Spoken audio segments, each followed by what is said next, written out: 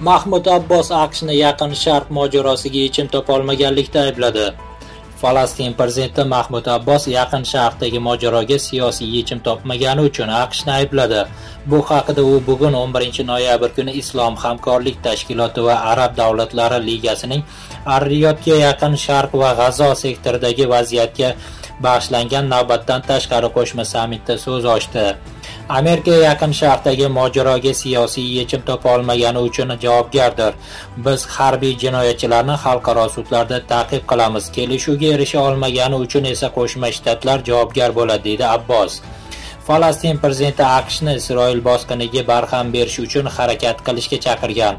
G'azo sektori Falastin davlatining ajralmas qismi va siyosiy yechim keng qamrovli bo'lishi kerak, deya ta'kidlagan u.